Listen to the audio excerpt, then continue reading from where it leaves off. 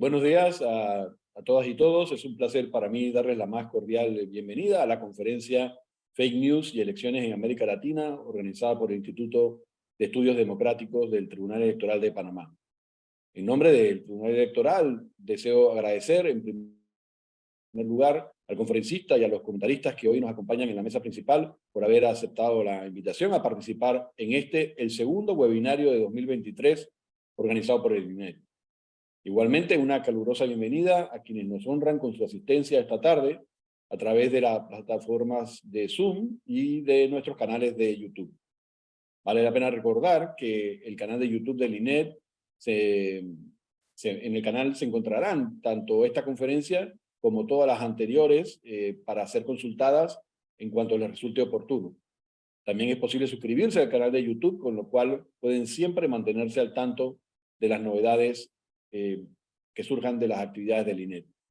Hoy nos acompaña Ernesto Calvo, quien es doctor por la Universidad de Northwestern en Estados Unidos de América, es profesor de Gobierno y Política de la Universidad de Maryland, igualmente en los Estados Unidos, y director del Laboratorio Interdisciplinario para las Ciencias Sociales Computacionales. Sus trabajos han sido publicados en las principales revistas de ciencia política de Europa, Estados Unidos y América Latina. 3 de sus más de 70 artículos sobre política legislativa, elecciones y comunicación política han sido premiados por la Asociación Norteamericana de Ciencia Política, APSA. Entre sus libros más recientes se destacan, junto con Natalia Aruguete, Fake News, Trolls y otros encantos, cómo funcionan para bien y para mal las redes sociales, publicado por Siglo XXI en 2020.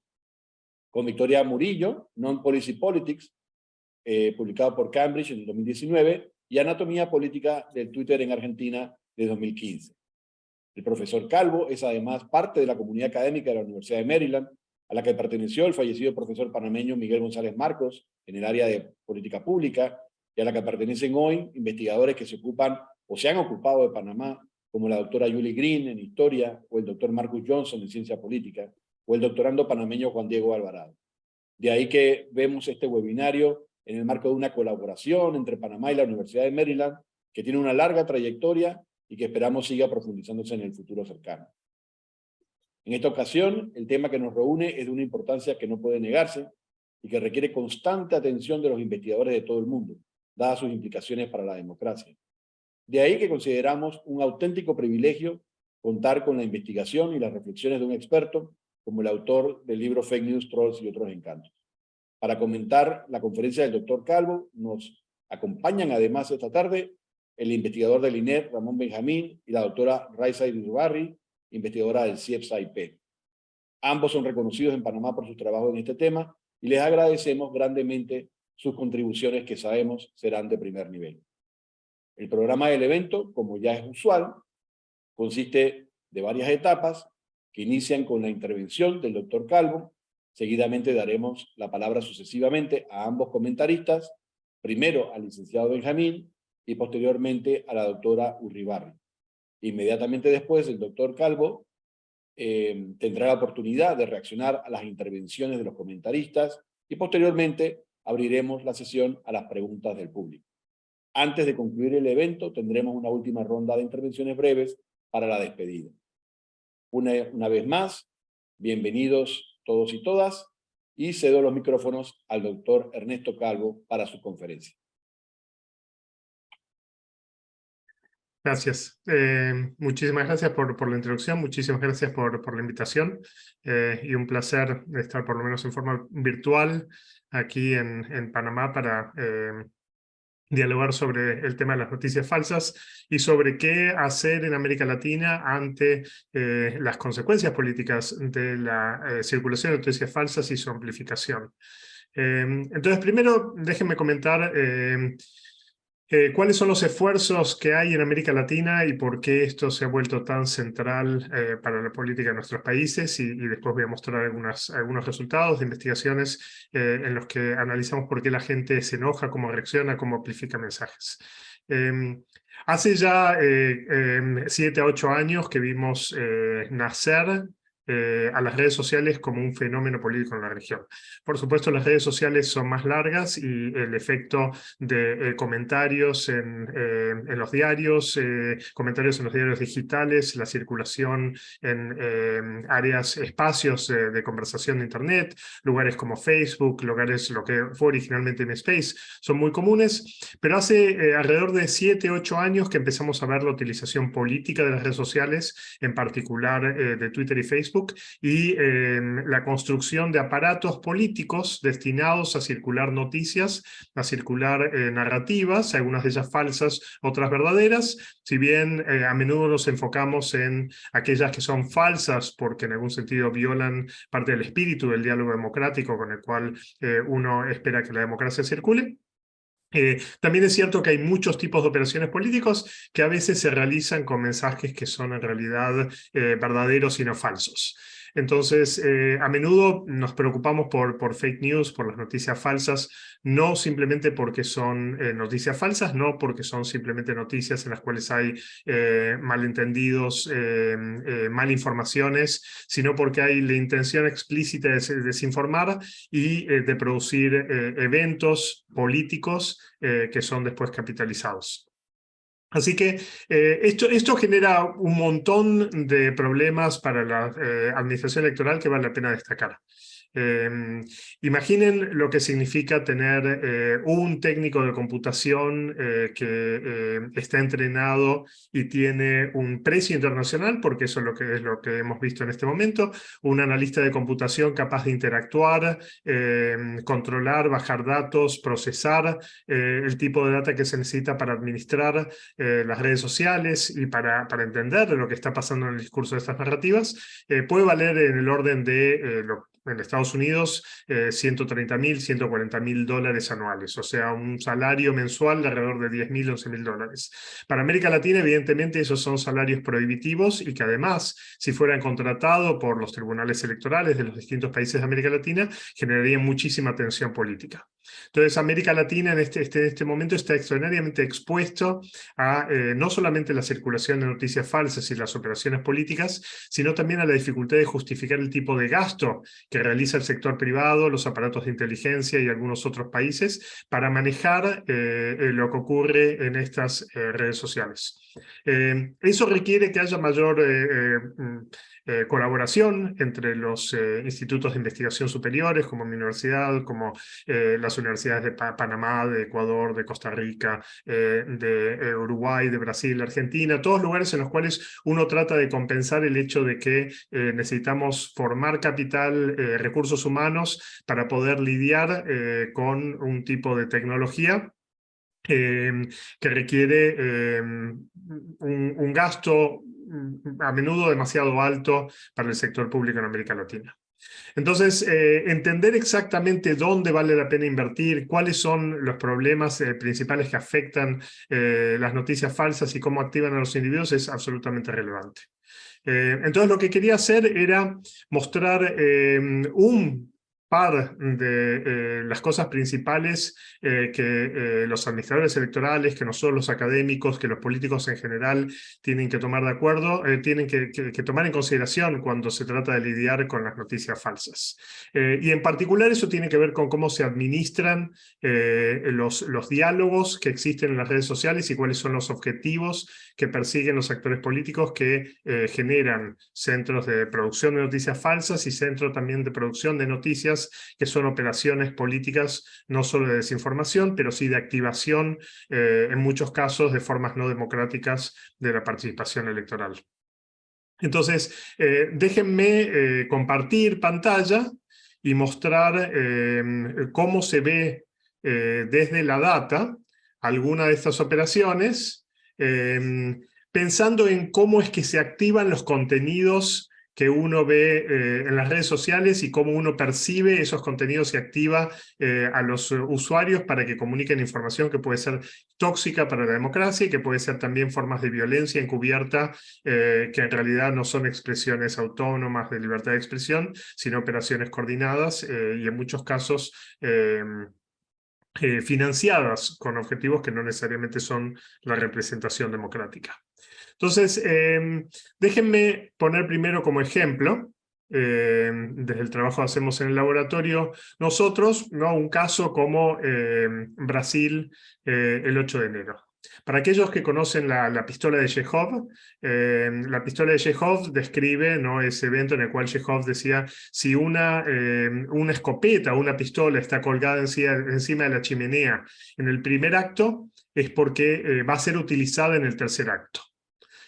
Y eso lo decía Chekhov para decir la economía del lenguaje teatral y cómo uno anticipa eventos políticos a partir de generar el espacio que después va a ser utilizado. Por ejemplo, tanto en Brasil como en Estados Unidos, la acusación de fraude electoral comenzó muchos meses antes de que se produjeran las derrotas respectivas de Trump y de Bolsonaro. Y además, cuando tanto Trump como Bolsonaro estaban a cargo del poder político. Es decir, que Trump, meses antes de perder en las elecciones, empieza a circular el espectro de la posibilidad de fraude electoral, como la pistola que es colgada sobre la chimenea en el primer acto, con el objetivo de, si se gana, minimizar los problemas administrativos electorales y de fraude, y si se pierde, acusar al fraude como algo que distorsionó la elección y avanzar con formas antidemocráticas para permanecer en el poder. Interesantemente, en ambos casos, la circulación de noticias falsas sobre la probabilidad de fraude no aparece en el momento en que se está realizando la elección, sino que es preparado el terreno con mensajes que aparecen durante meses antes de la elección, aún cuando el oficialismo, que es el que está encargado tanto de la administración electoral como de asegurar que esa administración electoral es llevada en forma adecuada, están a cargo del Ejecutivo Nacional. Entonces, cuando uno ve Twitter, podemos pensar a Twitter como una máquina, ¿no? Igual que Facebook, que están amplificando constantemente mensajes, y hay distintas comunidades, y esas comunidades tienen lo que se llama un click rate, ¿no? ¿Qué es el click rate? El click rate es, ustedes están viendo una red social y, por ejemplo, aparece una publicidad, y de cada 100 publicidades que uno ve, uno hace clic y va al sitio comercial donde se vende ese producto, y entonces en ese lugar tratan de vendernos una cartera, unos zapatos, unos discos, cualquier tipo de producto. Ese click rate varía de individuo a individuo, y podemos pensar en la política, en las elecciones, la amplificación de mensajes como ese click rate. Yo estoy en este momento, por ejemplo, viendo una cantidad de mensajes en las redes sociales, y cada tanto hago clic y le doy un like, le doy un fab a un mensaje político. Dejo otro par, de pronto hay otro que me llama la atención, le doy otro fab. Le dejo otro par y así, y entonces estoy amplificando. Entonces hay una tasa de clic, y esa tasa de clic está denotando cuál es el nivel de atención que presto al fenómeno político. Entonces, en el caso del asalto al Congreso, lo que ustedes están viendo acá en pantalla es, por un lado, la tasa de clics, ¿no? Que está acá conforme va avanzando. 24 horas antes de que se produzca el asalto al Congreso, en el caso de Brasil, y podemos ver que esta comunidad, que es la azul, que es la comunidad cercana a Lula, está haciendo un clic que es más lento, ¿no? Esto está diciendo la velocidad a la cual se tarda de un clic a otro. Entonces la comunidad de Lula, que está más arriba, está tardando más en cliquear, y entonces le está dando menos atención a lo que está pasando el 8 de enero del 2023 con la política en Brasil. En cambio, la comunidad de Bolsonaro está mucho más atenta, está más inclinada a amplificar mensajes relativos al 8 de enero, cosas como, por ejemplo, patriotas, golpe militar, CTP, están amplificando mensajes que son consistentes con el fraude electoral presunto de la elección anterior y con el pedido de golpe en Brasil. Cuando se produce el asalto al Congreso, comienza a prestar más atención también en la comunidad de Lula, van hacia abajo, quiere decir más atención, o sea, están tardando menos en comunicar información, y en el momento en que se decreta el estado de excepción y se pone a la gendarmería para controlar la situación política, y Lula da su discurso respecto del asalto al Congreso el 8 de enero, entonces los usuarios cercanos a Lula cliquean muy rápidamente, y los de Bolsonaro, que ya están en el tema un poco menos lentamente. Pero noten que cada uno de ellos no solamente de distinta velocidad en ambas comunidades, sino que además son sensibles a distintos mensajes.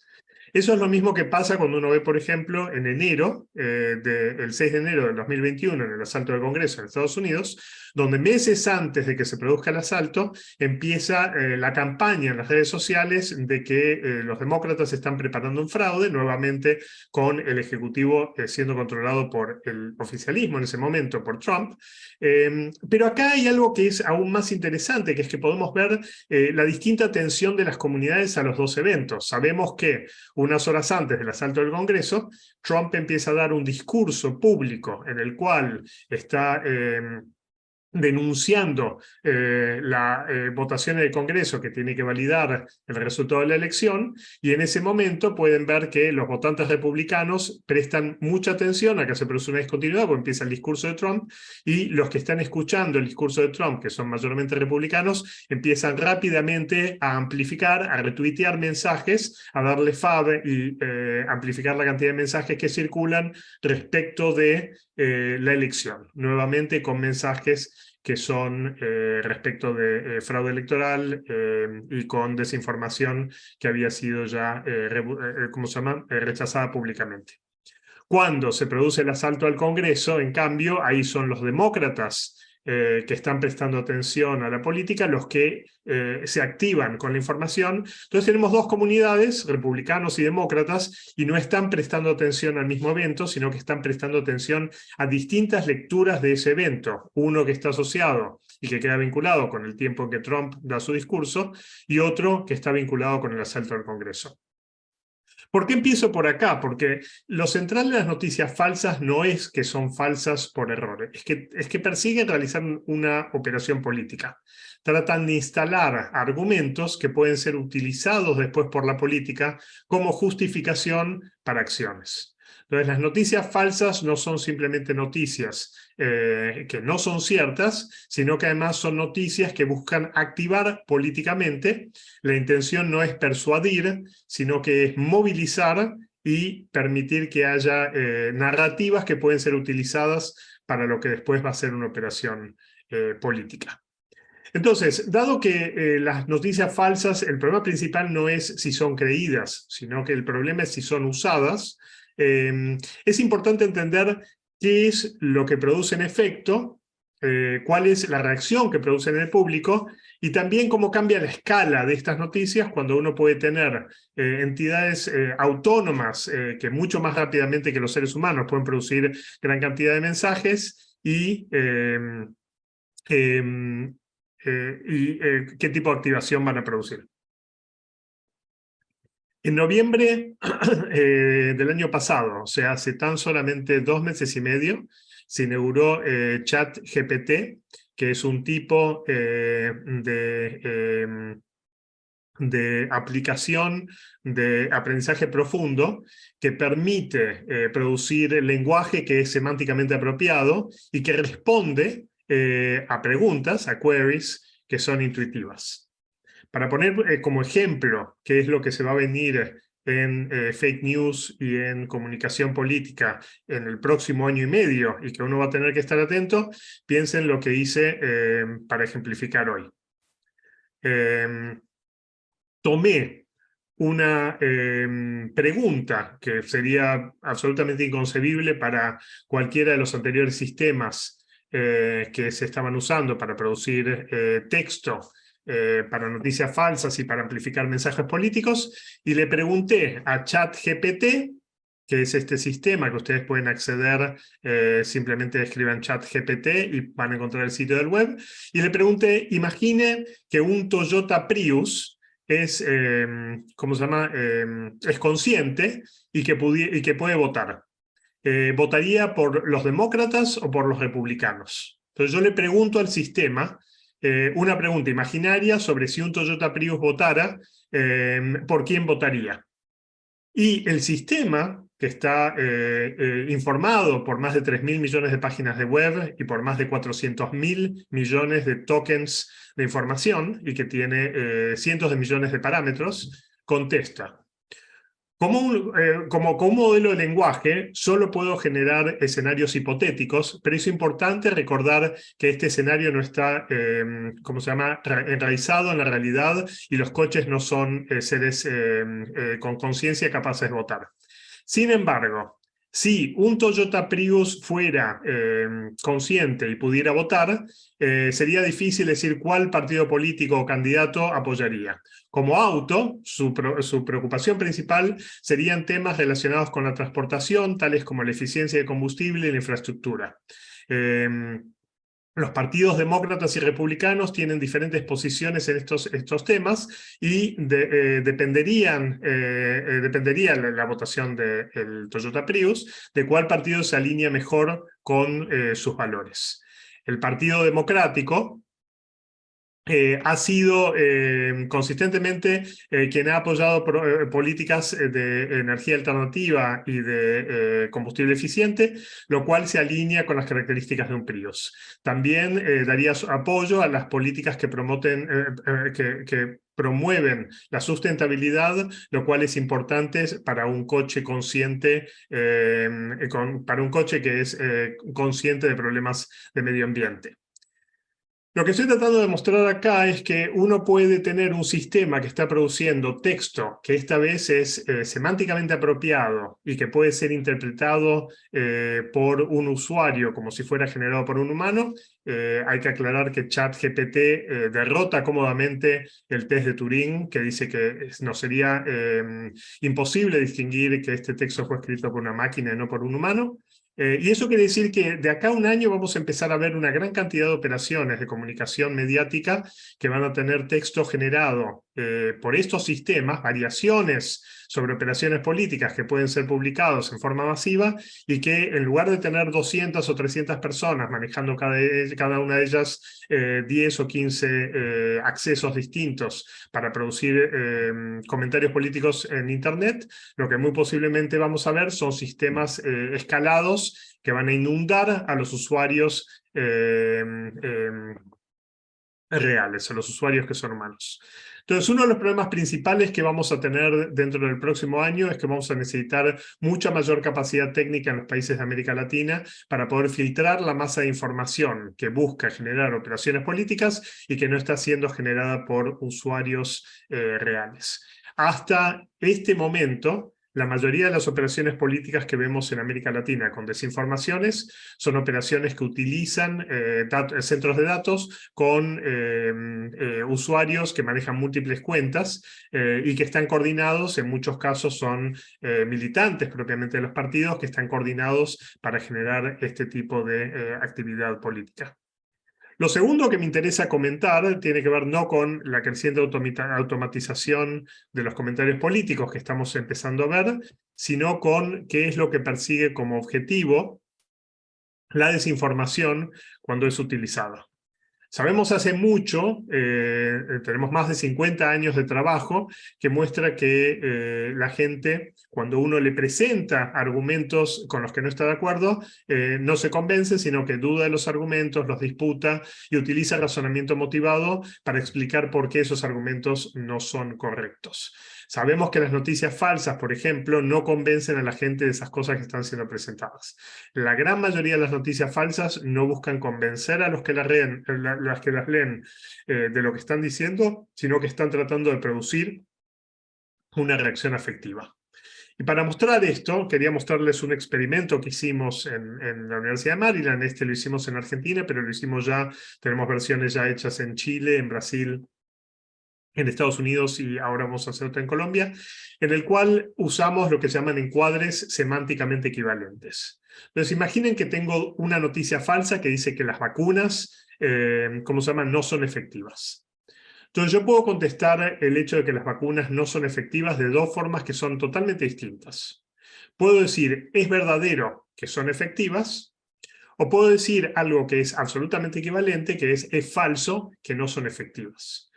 Noten que como la verdad ofende, como la falsedad ofende, como la gente cuando ve algo falso se molesta, no solamente quiere que se amplifique aquello que es verdadero, sino además quieren que se muestre que algo que está circulando es falso.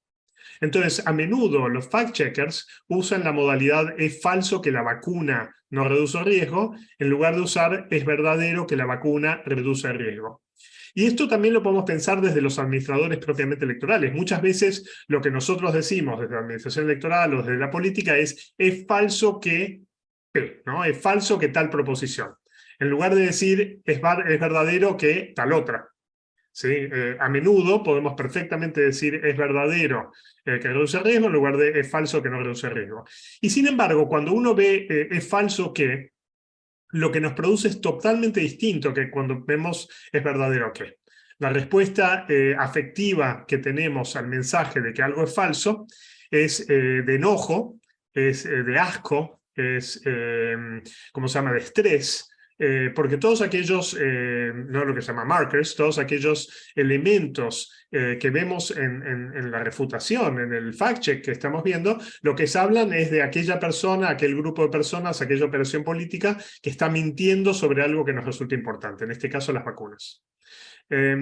Cuando nosotros ponemos este tipo de mensajes, lo que estamos pensando es, imagínense que hay un policía en la esquina y hay formas de decirle a la persona que pase, que es, por ejemplo, no, siga moviéndose, no, en inglés keep moving, o lo otro que podemos decir es no pare, no pare, y sin embargo el siga adelante y el no pare producen reacciones totalmente distintas. El no pare produce una reacción de tartamudeo. La gente primero piensa que está haciendo algo mal, después se da cuenta que tiene que acelerar y si uno está en un coche, primero frena y después acelera rápidamente, ¿no? Entonces produce una especie de tartamudeo en la reacción y de estrés.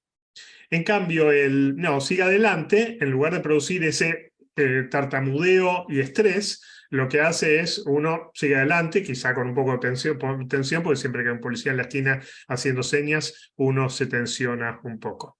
Desde el punto de vista cognitivo, está pasando exactamente lo mismo con estos mensajes equivalentes. Es falso que la vacuna Moderna no funciona, o sea que nos estuvieron mintiendo, y es verdadero que la vacuna Moderna funciona, lo cual es algo cognitivamente bueno. Entonces, a menudo, cuando vemos información falsa, queremos rechazar esa información falsa, diciéndole a la gente, vean, esto es falso, pero ¿qué es lo que sucede? Cuando hacemos eso, el mensaje que dice es falso que las vacunas funcionan, aun cuando es exactamente lo mismo que es verdadero que las vacunas funcionan, o sea, es falso que no funcionan, es lo mismo que es verdadero que funcionan, el encuadre es verdadero que funcionan, la gente está mucho más dispuesta a darle ese click rate que les decía al principio, que el es falso que no funcionan. El es falso que no funcionan produce no solamente estrés y enojo, sino que también inhibe la amplificación del mensaje, que es una corrección. Entonces, a menudo pensamos que los fact-checkers lo que tienen que hacer es mostrar qué información es falsa y denunciar aquello que es falso. Aun cuando denunciar lo que es falso produce mucha menos amplificación que confirmar lo que es verdadero. Y aun cuando nosotros analizamos el efecto que produce el es falso, los efectos que vemos son siempre negativos comparado con es verdadero. Entonces, imaginen que le damos a un grupo, ¿no? A un grupo le damos, perdón que estoy tratando acá de marcar, no. A un grupo le damos esta versión que dice true, verdadero, y a otro grupo le damos la versión que dice falso. Y acuérdense que falso y verdadero acá son exactamente iguales. Una dice es verdadero que funcionan, la otra dice es falso que no funcionan. Después podemos discutir por qué hay elementos cognitivos, ¿no? De conocimiento y no solamente de la reacción afectiva que producen. Pero lo que tenemos es que la misma proposición es verdadero, dicho como es verdadero que P, ¿cómo se llama? Liked, ¿no? Es gustada 3 veces más que el es falso, aunque dice lo mismo, que es compartida casi un 60% más que el es falso, y que cuando les preguntamos cómo los hace sentir, o sea, después de mostrarles que es falso a un grupo, y después mostrarle que es verdadero a otro grupo, aun cuando dicen lo mismo, el grupo que vio el que dice que es falso está mucho más enojado, o sea, está menos contento, está, ¿cómo se llama? Está menos enojado el que ve el verdadero, está más contento el que ve el verdadero, está menos asqueado el que vio el verdadero, está más optimista el que vio el verdadero, está menos estresado el que vio el verdadero, está menos triste el que vio el verdadero. Todas estas cosas, si ustedes la piensan, todos estos atributos, estar enojado, estar asqueado, estar estresado, estar triste, son todo lo que se llama markers, los que son, ¿cómo se llama?, indicadores de polarización, de aumento en la polarización. Y todo aquello que, por ejemplo, tiene que ver con verdadero, como por ejemplo optimismo o estar contento, son, ¿cómo se llama?, indicadores de una disminución de la polarización. Eso quiere decir que cuando nosotros les mostramos el es falso y activamos el enojo de esos individuos, activamos el enojo, activamos el asco, activamos el estrés, producimos dos cosas. Por un lado, disminuimos la cantidad de información que están compartiendo, en este caso de la amplificación del fact-check, y por otro lado, contribuimos a la polarización. Entonces, esto podemos confirmar que ocurre a nivel de partidos y podemos confirmar con otra gran cantidad de experimentos que hemos hecho con la guerra en Ucrania, con ¿cómo se llama?, aumento de impuestos, con aumento de crimen. Y en todos los casos lo que vemos es que aquellos mensajes que son de confirmación producen mucha menor activación, menos asco, menos polarización que aquellos mensajes que son falso que, aquellos mensajes que son de refutación. Cuando vemos en la actividad política los mensajes falsos que están circulando, tenemos que pensar que los mensajes falsos lo que están tratando es justamente de generar estos atributos, estos indicadores de polarización, y abrir el espacio político para realizar operaciones que en general no son simplemente mediáticas, sino que tienen su correlato, como por ejemplo en el asalto al Congreso en Brasil, el asalto al Congreso en Estados Unidos. Entonces, las operaciones de desinformación hay que pensarlas no como operaciones en las cuales se trata de convencer a la gente de cosas que son falsas, sino como operaciones en las cuales se trata de activar emocionalmente, de enojar, de polarizar a los individuos, generando desestabilización que puede ser utilizada después para capitalizar políticamente. En algunos casos eso es en operaciones antidemocráticas, como por ejemplo lo que vimos en Estados Unidos y en Brasil, pero en muchos casos es también operaciones simplemente políticas que buscan modificar la distribución de votos. Es en este sentido súper importante para instituciones que se ocupan de administrar el proceso electoral, no contribuir a esa polarización y buscar formas de corrección de la desinformación que en lugar de ser útiles a la operación política, levantando la visibilidad del tema que la desinformación estaba llevando adelante y aumentando los niveles de polarización, en lugar de aumentar la visibilidad y la polarización de mensajes que son de noticias falsas, a menudo lo que conviene es simplemente cambiar el ángulo de la noticia y mostrar la evidencia de aquellas noticias que pueden ser encuadradas en su forma positiva. Cuando alguien, por tanto, dice es falso que las vacunas, o sea, cuando alguien dice las vacunas no sirven, en lugar de decir es falso que no sirven, a menudo lo que tenemos que decir es verdadero que sirven, y distribuir información y amplificar información que lo que hace es cortar las formas de reproducción de la violencia en las redes sociales y de las operaciones políticas que están siendo llevadas adelante a través de la desinformación.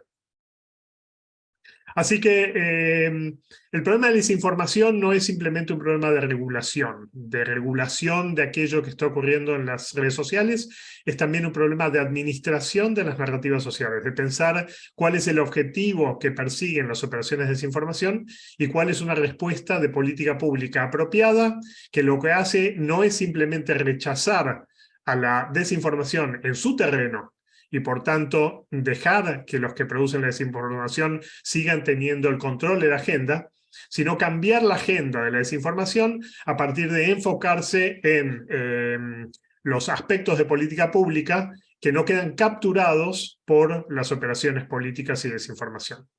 Esto, por supuesto, obliga a pensar en qué medida hay cierta información que uno quiere que se inhiba simplemente, como por ejemplo cuando las operaciones políticas tienen que ver con temas de xenofobia, de racismo, de violencia de género, y aquellos en los cuales lo que uno trata es de amplificar beneficios de una política pública, como por ejemplo en el caso de las vacunas. Entonces, las instituciones electorales de América Latina en sus intervenciones tienen que ser muy explícitas, que a veces lo que uno tiene que lograr no es simplemente comunicarla a la población que hay mensajes falsos, sino que en muchos casos lo que uno quiere hacer es comunicar los mensajes que son verdaderos y también definir en qué medida las comunicaciones de los órganos oficiales respecto de ciertos temas son funcionales a las estrategias de desinformación y desestabilización que hemos visto en la región. Así que dejo por ahora, que llevo mi media hora, como para que podamos discutir más abiertamente sobre estos temas. Gracias. Muchas gracias, doctor Calvo, por su excelente intervención. Tal como habíamos anticipado, toca darle el paso al primero de los comentaristas del día de hoy. Él es el licenciado Ramón Benjamín, quien es egresado de la licenciatura en Derecho y Ciencias Políticas de la Universidad de Panamá. Es diplomado superior en Metodología de la Investigación en Ciencias Sociales del programa Flaxo Panamá en 2016. Actualmente se encuentra cursando la maestría en Estudios Culturales Latinoamericanos de la Pontificia Universidad Javeriana de Bogotá, en Colombia. El licenciado Benjamín actualmente es investigador del Instituto de Estudios Democráticos INED del Tribunal Electoral de Panamá. Ha realizado investigaciones sobre el discurso político y sobre la intersección entre democracia y los entornos digitales, y a él le cedemos los micrófonos en este momento. Buenas tardes a todas y todos. Muchas gracias por la invitación, y lo primero que debo hacer es agradecer a todas las personas que antes, durante y después han estado en el trabajo detrás de cámaras para hacer esta sesión posible. También es un honor estar acompañado, o mejor dicho, acompañar a Raiza Uribarri y a Ernesto Calvo, que tienen un trabajo muy extenso y serio sobre estos temas. Y tengo algunos comentarios que incluyen preguntas desde una posición como alguien que trabaja en una institución y también como persona que trata de entender este problema y como usuario de redes sociales. Pero primero quisiera recomendar a quienes nos están viendo el libro que ya mencionó Salvador, Fake News, Trolls y otros encantos, publicado en el 2020 por el doctor Calvo y Natalia Aruguete, porque hace precisamente lo que anuncia en el título, pero rigurosamente y con un lenguaje accesible, amigable con quien lee, que utilizando referencias no solo académicas muy serias, muy recientes, sino textos, por ejemplo, de Cortázar, o referencias a cuadros de Monet, o el uso de figuras como el bosque o el fútbol para explicar aspectos de las redes sociales que facilitan y alegran una lectura que ya de por sí es productiva, y evitan que la relación entre quien escribe y el lector caiga en la aridez que muchas veces se encuentra en los textos académicos. Como primer comentario, pensando en la institución en la que trabajo, el Tribunal Electoral, en la medida que la actividad política en medios digitales ha dejado de ser marginal para pasar a ocupar un espacio de actividad permanente en poco más de una década, ha desarrollado iniciativas como el Pacto Ético Digital, la Unidad de Medios Digitales, que ahora es el Centro de Estudio y Monitoreo Digital, además de impulsar e introducir ajustes en cada proceso de reforma electoral y establecer relaciones de trabajo con organismos internacionales y corporaciones. Sin embargo, aunque el Pacto Ético Digital en parte responde a un momento tecnológico per se, también hay que recordar que es en parte una reacción al uso de estos medios digitales, las redes sociales, por los actores políticos como vía de escape a las regulaciones sobre campañas electorales, específicamente para desarrollar a través de estas vías las campañas sucias. La pregunta sería, y creo que un poco lo mencionaba el doctor Calvo, si es suficiente invitar a la autorregulación de los actores políticos o si es preferible reforzar la regulación estatal hacia estos y hacia las corporaciones. También teniendo en mente lo que pasó en las últimas elecciones de Estados Unidos, por ejemplo, si es saludable desde una perspectiva de respeto a los derechos y las libertades, que actores privados, es decir, estas empresas, estas corporaciones, que no son solamente plataformas neutrales, sino que son actores económicos, sociales, culturales y políticos en toda regla, decidan a su discreción, en base a políticas corporativas, lo que se puede decir y por tanto lo que se puede conocer en una coyuntura tan importante para el conjunto de la sociedad como es la política en general y específicamente los procesos electorales. Esa sería una primera serie de preguntas que quisiera emparejar con una preocupación que tengo sobre cómo se aborda el problema desde distintos puntos de observación. Avanzando sobre esa reflexión y el hecho ya reiterado de que en base a una comprensión muy particular de qué es la política, para qué sirve la política y cómo se hace, lo que hemos podido observar es que hecha la ley, hecha la trampa. ¿No es esto una señal de que además de las opciones ya mencionadas, autorregulación, regulación, políticas corporativas y otras como la alfabetización digital, existe un problema subyacente en nuestras sociedades, en nuestros procesos de socialización, en las condiciones de vida que permiten que las personas respondan a este tipo de operaciones en redes sociales o en medios en general, que no se resuelven solamente enfocando las redes sociales, ni solamente trabajando desde la institución electoral o la ley electoral. Y en esto creo que tiene relación lo que mencionaba al final el doctor Calvo sobre respuestas de políticas públicas, y si no es así, por favor, me corrigen. Sino que requieren de una comprensión profunda de estos problemas sociales y de una atención coordinada desde distintos espacios institucionales, incluyendo, por supuesto, los centros de investigación.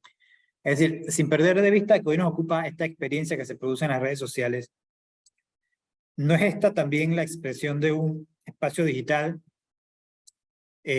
colonizado por una realidad material construida, por ejemplo, por poner solamente un ejemplo, desde un sistema educativo que tiene, desde mi experiencia, desde lo que veo en personas más jóvenes, poco democrático por las desigualdades que expresa entre regiones y escuelas, por su régimen disciplinario, por el poco espacio para la crítica en el aula y en la escuela y para el pensamiento crítico, para la ciencia, la ética y las humanidades.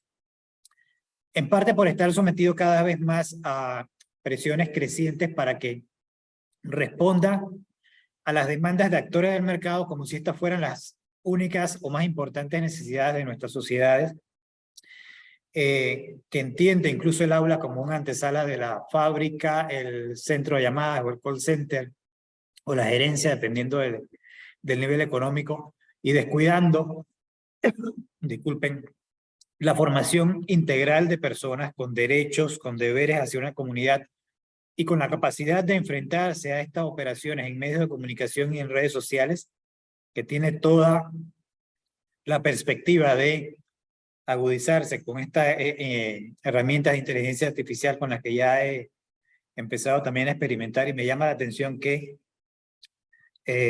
responden precisamente lo que cualquier especialista, digamos, mainstream, podía responder sobre temas como democracia, política o elecciones, y así podría ser utilizado para otros fines menos constructivos.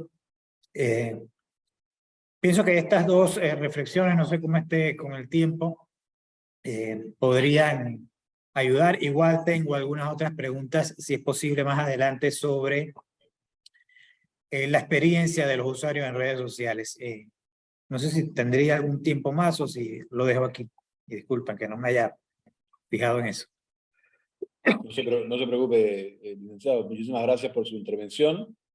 Recordarle al público que pueden hacer preguntas a través de la plataforma Zoom. Hay una sección para preguntas y respuestas en la que ustedes pueden escribir las preguntas que quieran dirigirle al doctor Calvo o a cualquiera de los participantes de la mesa principal también. A continuación, sería correcto darle la palabra a la doctora Raiza Urribarri, que es la segunda comentarista de la jornada. Ella es periodista con maestría en tecnologías de la información y doctora en ciencias humanas, profesora e investigadora emérita de la Universidad de los Andes en Venezuela, consultora en temas relacionados con la libertad de expresión e información en el entorno digital y con las tecnologías de la información y la comunicación para el desarrollo. Actualmente es investigadora del Centro Internacional de Estudios Políticos y Sociales, CIEPS-IP, donde trabaja las líneas de investigación de comunicación, tecnologías de la información y comunicación y democracia. Le cedemos entonces los micrófonos a la doctora Urribarri. Muchas gracias, Salvador. Buenas tardes. Gracias por la invitación al INED y agradezco muchísimo la oportunidad de esta interacción con personas como el doctor Calvo que nos ayornan sobre temas tan importantes desde una investigación muy, pero muy calificada y muy seria. Esas láminas que presentó al inicio sobre cómo se fue preparando el terreno, encuadrando con anterioridad dos eventos políticos recientes, como fue la toma del Congreso en Brasil y en Estados Unidos, pues nos llaman a pensar en una afirmación que él hace en su texto, y ya refirió Benjamín, y que yo también recomiendo, que termina en sus conclusiones. El texto termina con unas conclusiones que comienzan señalando que en 1993 se creó Mosaic. Se están cumpliendo 30 años de la invención de Mosaic, que fue el navegador que nos permitió pues, descubrir con mayor facilidad ese ciberespacio que nos abrían, ese nuevo entorno de relaciones sociales que nos abría Internet, que nos los hizo, entre comillas, más legible, ¿no? Entonces, cuando vemos esas imágenes, pensamos en cómo ha cambiado la forma de ver las cosas. Estamos 30 años y el chat GPT nos está asomando a esas nuevas travesuras que en un inicio comentaba Salvador, ¿no? También el doctor Calvo al principio hablaba de costos, ¿no? Los costos, por ejemplo, de tener personal especializado para este tipo de monitoreo, de comprensión de lo que pasa en esos entornos cuando estamos, por ejemplo, en medio de un evento electoral. Él nos preguntaba por los costos y dónde invertir, y en su texto dice algo que yo subrayé acá. Él decía, tornar legibles las redes es un acto transformador. Entonces, a esa pregunta de dónde invertir, y tomando en cuenta lo que ha dicho también Benjamín en su intervención, a mí no me queda duda que dónde invertir, y es creo a lo que nos está llamando también el tribunal con este primer webinar dedicado a al segundo webinar de este año, pero en el año electoral, abrir las puertas a discutir, es en la legibilidad de todo este entorno.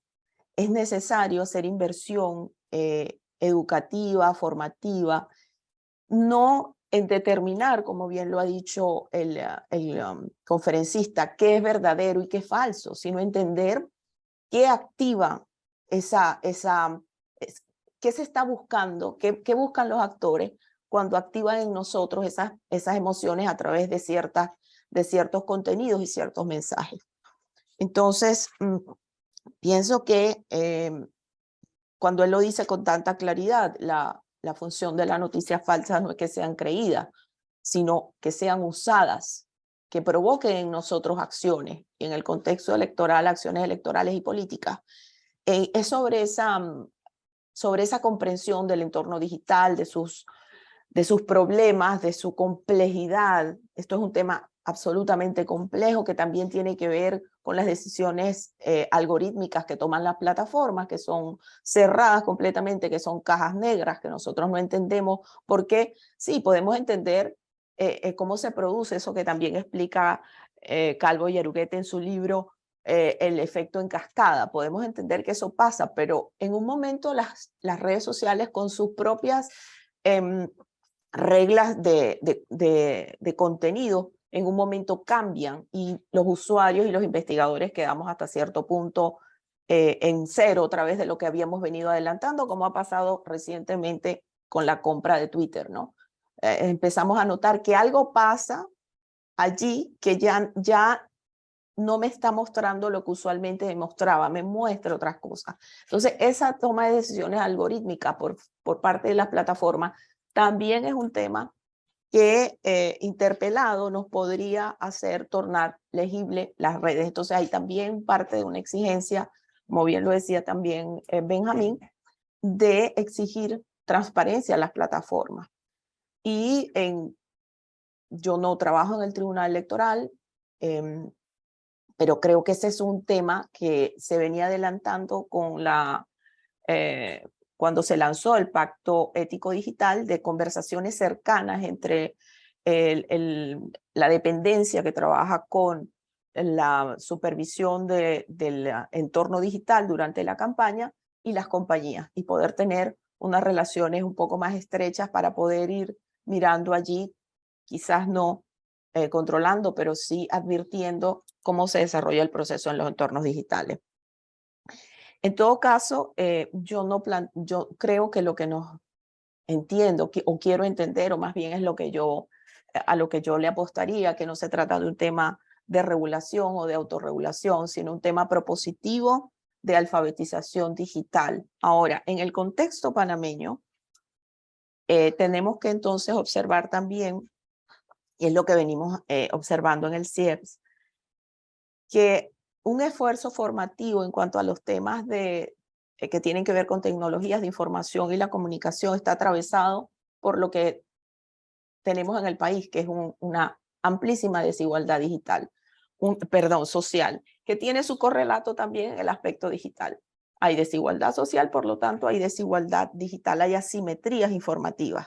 Entonces podemos tener una población, sí, que tiene un 84% de consumo en redes, quizás hasta un 85% consume redes, pero ¿qué tipo de redes consume? Nosotros hemos venido haciendo encuestas en el CIEPS y nos estamos dando cuenta, por ejemplo, de que si bien la televisión es el medio preferente para consumir información de tipo noticioso, las redes sociales han venido avanzando.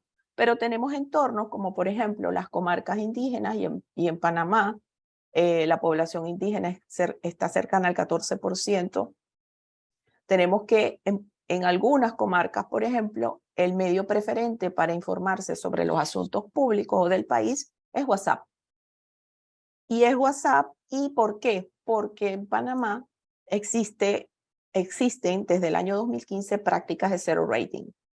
Entonces, las personas que al mismo tiempo, en una situación de desigualdad social, no tienen acceso a educación de calidad, tienen excesivo acceso a información o a contenidos de baja calidad, dentro de los cuales también tenemos aquellos que buscan generar encuadres o preparar el terreno. Entonces, allí en Panamá estamos frente a un problema serio que toca o intersecta temas de política pública de diversa naturaleza, que tienen que ver con política educativa, pero también con política de ciencia y tecnología, con política de diverso tipo, que toca diversas instituciones, diversos estamentos. Entonces, para no abundar más y dar espacio a las preguntas, que siempre considero que es lo más importante, la participación del público, yo diría que la inversión debería estar en hacer legible, como bien lo dice usted en su libro, hacer legibles las redes, entender de qué se trata y, por supuesto, tener una política pública que nos permita que esa legibilidad sea posible, que no es sencillo. Eso implica reducir la desigualdad social y cuando hablamos de ampliación de la reducción de la brecha digital o ampliación de la conectividad, una conectividad con sentido, una conectividad apropiada, no es dotar de celulares con planes zero rating, que cuando se me acabó la data, entonces lo que puedo consumir es Facebook o WhatsApp, sino tener información de calidad. Y bueno, lo dejo hasta acá seguramente ya en el chat tenemos algunas preguntas. Y muchas gracias, Salvador y Elinet, por la oportunidad de comentar una conferencia de verdad tan interesante. Muchísimas gracias, doctora Urribarri. Según el programa, le volvemos a dar la palabra al doctor Ernesto Calvo para que reaccione a los comentarios de los invitados de hoy. Primero, gracias a Esa y a Ramón por excelentes comentarios y por, creo, dar en la tecla de los distintos problemas que hay, que si puedo reorganizarlos un poco, creo que apuntan a tres áreas muy importantes de intervención. Una es cómo las entidades públicas, las ONG, los sectores sociales tienen una silla en el lugar en el cual toman las decisiones las plataformas, tanto respecto de cómo se administran las cuentas, cómo se autorizan las cuentas, qué tipo de información en las cuentas es habilitada públicamente, y también en relación, por supuesto, a cuáles contenidos pueden ser filtrados y en qué momento eso representa una limitación a la libertad de expresión y en qué momento representa una acción apropiada para limitar formas de violencia o de manipulación de las instituciones democráticas en las redes sociales. Como decía, para no ser capturados por las plataformas, eso requiere no solamente que se ponga una silla, sino que además se presenten las herramientas técnicas para que aquellos actores puedan ver, como decía Raiza, que torne legible lo que está ocurriendo en las redes sociales para que se puedan ejercer formas de administración del discurso público que sean democráticos y que tengan sentido. Entonces, totalmente de acuerdo, se necesita no solamente legislación y regulación, se necesita particularmente una silla en tiempo real que le permita al sector público, a las ONG y a los actores sociales que no deleguen simplemente en las plataformas decisiones que son críticas para el discurso público. También, como dijo Ramón y como dijo Raiza, se necesita, no sé si lo llamaría educación, sí se necesita una intervención de formación cívica entre los actores, entre los usuarios, lo cual, por supuesto, necesita que haya formas de disminución de la desigualdad digital y de la disminución de la desigualdad real. Así que además de tener una silla que permita operar desde los centros de control de las plataformas, cuáles son las decisiones que son democráticas y aceptables para un país, se necesita también, por supuesto, educación para que los usuarios puedan filtrar desinformaciones, entender cómo se puede reaccionar ante las formas de violencia que hay en las redes sociales y darle también contenido a las operaciones políticas que permita desarmarlas, o sea, que los individuos puedan entender cuando una operación que es producida en las redes sociales puede ser limitada. Algo que no mencionaron y que en algún sentido traté de enfatizar en la primera parte es, no importa cuánta educación exista, no importa cuántas sillas tengamos con las plataformas, vamos a seguir teniendo el problema de aquellos usuarios que producen información para distorsionar ¿cómo se llama? La conversación democrática. Y creo que pensar en ChatGPT, como decía Raiza, y como había tratado de mostrar, tiene que ver no con el problema de la educación y con el problema de la administración de las plataformas, sino con la abundancia de actores no humanos, de sujetos que son operadores de acciones políticas, que cada vez va a ser más difícil distinguirlos y cada vez va a ser más difícil limitarlos. Y entonces, formas de certificación del diálogo digital que permita filtrar a estos actores. Es interesante, hace 5, 6, 7 años el problema de los bots y de los de los operadores falsos era considerado como menos importante, porque si bien se hablaba mucho, no eran en realidad entidades autónomas digitales que podían operar políticamente. Estamos llegando ahora a la frontera en la cual eso ya es una realidad, y entonces necesitamos estas tres formas de intervención: la que tiene que ver con las plataformas, la que tiene que ver con educación, pero también aquella que tiene que ver con filtrar actores no humanos que están operando políticamente. Así que gracias. Respecto de cómo tornar legible las redes, solo comento una cosa: he tenido muchos colegas que han sido atacados muy virulentamente en las redes sociales, y a menudo recibo pedidos del estilo de, digamos, ¿qué está pasando? ¿Por qué estoy siendo tan masivamente atacado? Y cuando uno baja la data y la analiza, se da cuenta que en realidad el cardumen, en este caso, que estaba produciendo el ataque, estaba coordinado políticamente, y no que era simplemente la comunidad atacando, que es la forma en que se permite, es la forma en que percibimos cuando están 200, 300, 500 mensajes contra nosotros. Es como si todo el universo estuviera atacándonos. Y en realidad la gran mayoría de esas operaciones fueron coordinadas y son muy compactas, y tienen que ver con, ¿cómo se llama?, una operación política. Así que tornar legible, yo les mandaba el mapa de activación mostrando dónde estaba viniendo todo el ataque. Es interesante cómo bajaba mucho la ansiedad y la sensación de, ¿cómo se llama?, vulnerabilidad que uno tiene cuando es atacado sistemáticamente en las redes sociales desde operaciones políticas. Así que bueno, gracias Raiza, gracias Ramón por los comentarios. No sé cuánto tiempo hay para otras preguntas. Sí, efectivamente hay algunas preguntas de parte de los participantes del evento del día de hoy. Inicio con la que presenta Francisco Espino, quien desde la plataforma pide al doctor Calvo que se refiera al marketing político dentro del contexto de la fake news. Eso es súper interesante y un problema. Creo que Ramón mencionó al principio de su comentario el problema del quiebre de la veda y las formas en las cuales el diálogo político, por un lado, no puede ser censurado, y por otro lado, las operaciones políticas asumen una forma de diálogo cuando en realidad son estrategias de marketing político que están enmascaradas detrás de la supuesta existencia de usuarios. En este momento los partidos políticos tienen una capacidad de amplificar su mensaje con operaciones que son realmente muy baratas, muchísimo más baratas que lo que era la publicidad por televisión y la publicidad incluso por carteles, digamos, en el viejo tipo de campaña que se realizaban. Los centros de campaña política de los partidos cada vez se han vuelto más savvy, ¿no?, más cuidadosos con mantener un centro de operaciones digital. Y lo mismo que hacemos nosotros para entender cómo la gente reacciona a los mensajes políticos, lo están haciendo los partidos. Y doy un ejemplo notable. Doy una clase en Maryland que se llama, ¿cómo se llama?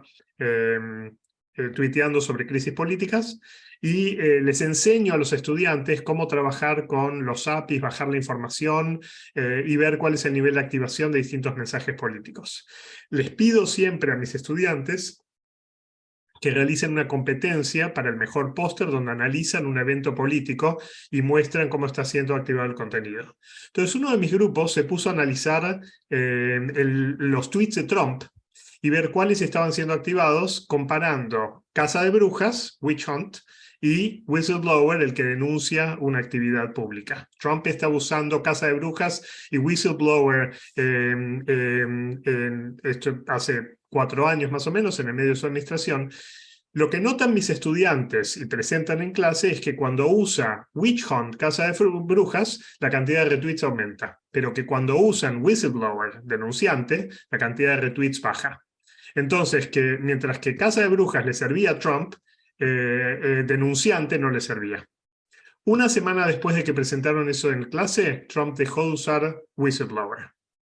Solamente siguió usando Casa de Brujas. ¿Qué quiere decir?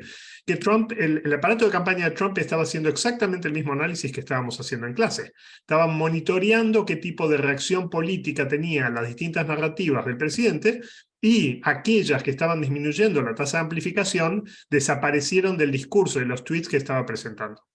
¿Qué quiere decir? Quiere decir que los partidos están aprendiendo a usar el marketing a partir de lo mismo que hacemos nosotros, testear ver niveles de amplificación, ver la reacción de los votantes y volver a enviar mensajes. Y eso quiere decir que el marketing político está cambiando notablemente en la área digital, porque no solamente puede target a ciertos usuarios, sino que lo puede hacer testeando cuál es la reacción efectiva y en qué medida sirve para la implementación de políticas públicas. Entonces, lo que estamos viendo es que lo mismo que nosotros hacemos en el libro y que hicieron, por supuesto, en la campaña de Trump, muchos partidos en América Latina están haciéndolo. Están contratando gente que analiza la amplificación, que tiene también forma de amplificar mensajes, creando sus propios APIs para crear mensajes falsos, y que entonces lo que es marketing político en este momento está integrándose muy rápidamente con comunidades de información. Eso, por supuesto, es problemático cuando sabemos que los partidos son muy distintos en la capacidad de hacerlo. Tenemos algunos partidos que son muy buenos y que han construido aparatos digitales muy desarrollados, y tenemos partidos políticos que están muy atrás en esa competencia y están muy desaventajados, tienen muchas desventajas para poder responder a esto.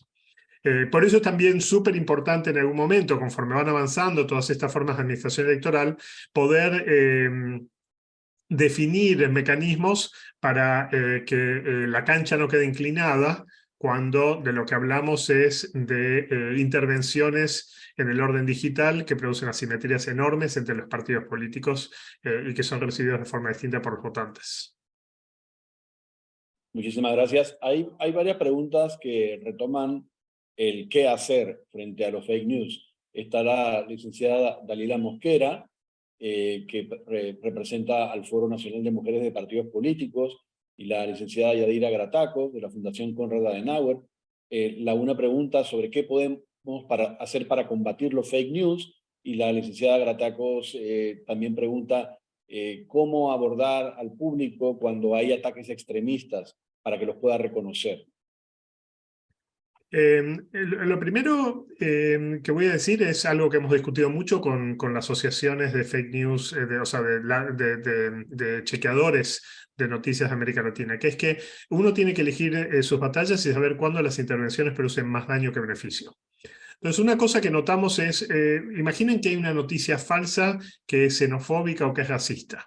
Entonces, un fact-checker o nosotros ponemos una respuesta diciendo es falso que los inmigrantes tal cosa, o es falso que minorías, ¿cómo se llaman? Sexuales, reproductivas, de raza, de etnia, etcétera, tal cosa. Y lo que hacemos entonces es poner en el discurso público lo mismo que estamos tratando de bajar. ¿Por qué? Porque a menudo las noticias falsas lo que tratan es, como decíamos, de generar una operación política, y el primer punto de esa operación política es aumentar la visibilidad y la importancia política del tema. Entonces, lo primero que tenemos que definir cuando estamos lidiando con el fake news es cuándo hay que dejarlas que mueran en el bosque, como el árbol caído, sin tener que nosotros estar amplificando y hacerles el trabajo sucio a la fake news. Y a menudo lo que ocurre es que sobrereaccionamos con aquellas noticias que son particularmente insultantes y que son particularmente tóxicas, y aumentamos la visibilidad de esos temas en lugar de ocuparnos de aquellos elementos de noticias falsas que son realmente importantes para la política pública y que que presentan un peligro de amplificación real. Entonces, una de las cosas que más importancia le damos cuando tenemos conversaciones con los fact-checkers es cómo se define la agenda de aquello que tiene que ser verificado. No todo lo que es noticia falsa debe ser verificado, y de lo que es noticia falsa tenemos que enfocarnos particularmente en aquellas cosas que no aumentan todos los indicadores de polarización y que, digamos, generan un terreno fértil para que aumenten. Una vez que hacemos eso, vamos a notar que la cantidad de noticias falsas que realmente importan es mucho menor que lo que uno piensa. Que en realidad a menudo lo que tenemos más como problema son las operaciones políticas y no las noticias falsas. Que, por ejemplo, cuando una noticia falsa dice que las vacunas no funcionan y nosotros decimos es falso que no funcionan, lo que hacemos es introducir en la gente la duda sobre si funcionan. Y nosotros somos funcionales a la desinformación en lugar de poder justamente cambiar la narrativa. Entonces, las noticias falsas, lo primero que hay que hacer es no sobrereaccionar y elegir las batallas para aquellas cosas que permiten educar a los que van a recibir información, por un lado, y minimizar lo que es lenguaje tóxico y fake news que son tóxicas para que queden en una esquina de las redes sociales, y no darles entonces nosotros plataforma cuando nos necesiten. Eso es el primer punto de partida. Una vez que uno logra hacer eso, uno desarma muchas de las operaciones. Lo otro que para mí es importante es que nada en las redes sociales ocurre por sorpresa, porque para poder introducir una noticia falsa y para poder introducir mecanismos que propaguen esas noticias falsas, uno tiene que construir cuentas que son de alto valor comunicacional. Entonces las noticias falsas funcionan cuando tienen un usuario con 100.000 seguidores que la amplifica. Y eso quiere decir que uno tiene que aprender a trabajar con influencers, porque los influencers pueden ser o, digamos, un punto de amplificación de noticias falsas o un aliado de noticias importantes que pueden ser comunicadas en forma que vale la pena. Cuando se discutía el tema de la interrupción voluntaria del embarazo en Perú y en Argentina, yo estuve en diálogo con varias comunidades que lo que hicieron es hablar con los influencers para justamente minimizar la cantidad de información falsa que los influencers podían poner por error en la comunidad. Noten que eso es distinto, por supuesto, que posiciones políticas disímiles en democracia. Por supuesto, todos pensamos distinto. La cuestión acá no es que lo que uno trata es de manipular o de administrar cuál es el discurso democrático. Lo que uno trata es que los influencers no amplifiquen información tóxica e información que es falsa cuando se está teniendo este discurso democrático. Entonces, entender la posición del influencer y de las plataformas y elegir cuáles son los espacios principales para intervenir con las noticias falsas son para mí la primera y más importante línea de defensa. Después, la segunda es también el diálogo con los partidos políticos para poder inocular y debilitar el uso de esas estrategias que son tóxicas y antidemocráticas por parte de los actores políticos. Eso, por supuesto, cuando son actores anónimos o influencers que no están vinculados a la política es más difícil, pero cuando son actores responsables y que tienen una posición política responsable, el diálogo democrático entre actores políticos que tienen muchos seguidores y que tienen peso es absolutamente esencial para tratar de minimizarlo. Evidentemente, cuando uno tiene ciertos actores que están comunicando esa información, el caso de Trump es quizá uno de los casos más extremos, es cuando la polarización no puede ser desmontada y entonces las noticias falsas son un mecanismo de lucha política y eso hace que solo los actores que están afuera de esa lucha puedan tratar de administrarlo y a menudo con mucha dificultad.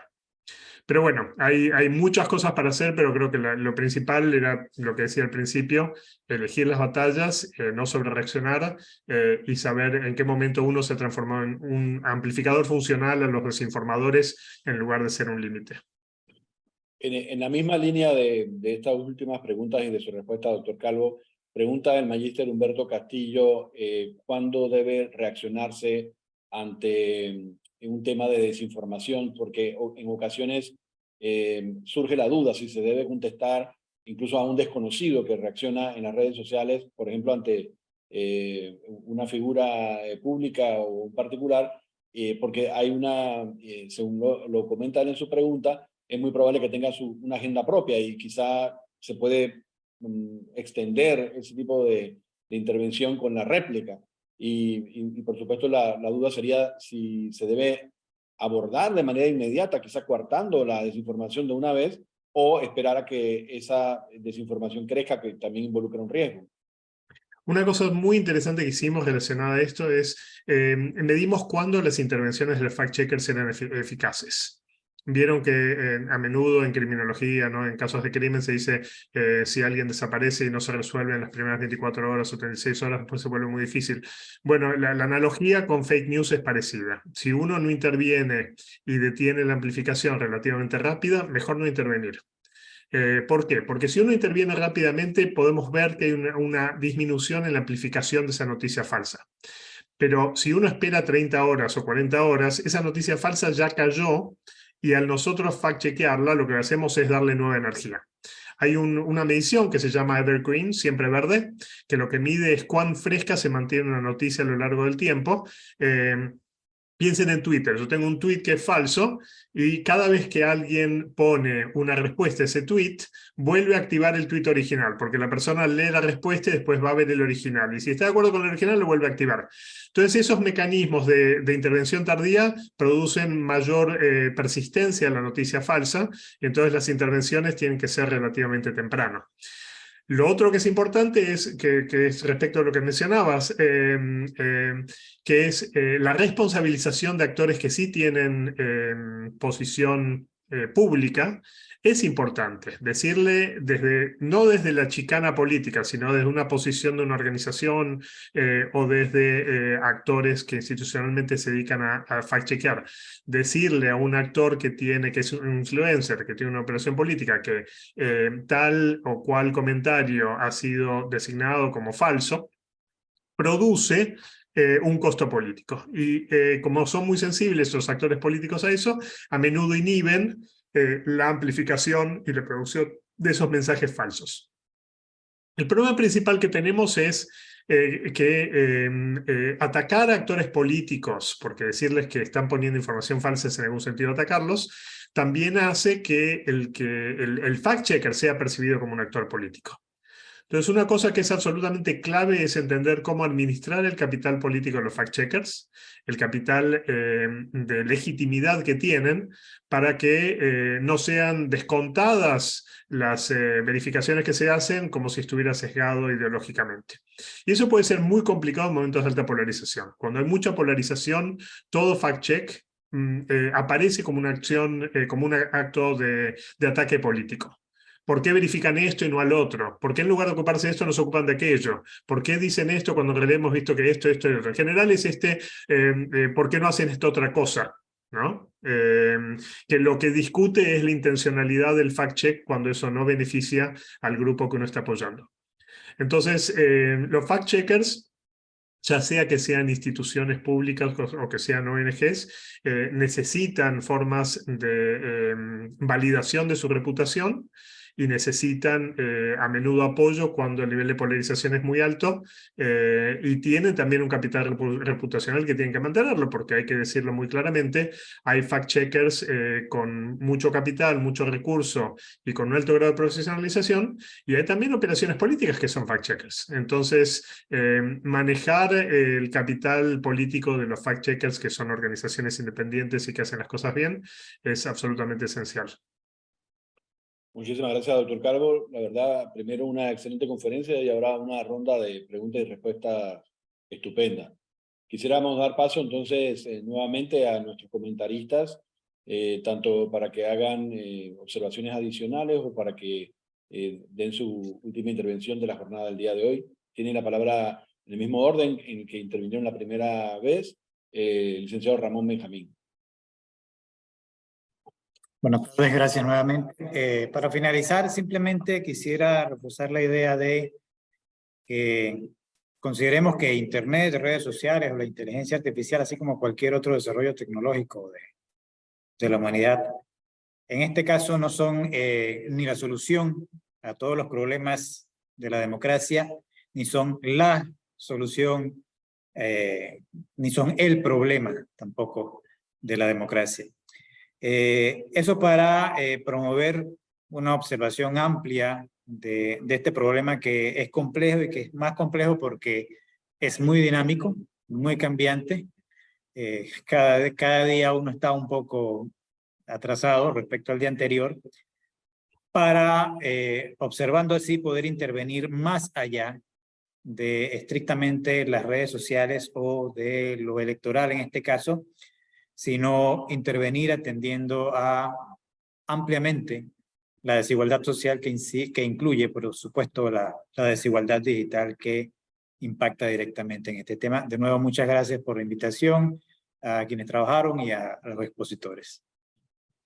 Muchísimas gracias. La doctora Urribarri. Solamente de nuevo agradecer una charla magnífica y unas respuestas extraordinarias. Y bueno, me quedo remarcando esta idea que subrayó también el doctor Calvo, ¿no? Uno de los retos que él asoma hoy, que es filtrar los actores no humanos que actúan políticamente. De verdad que esa idea sí, bueno, nos pone por delante.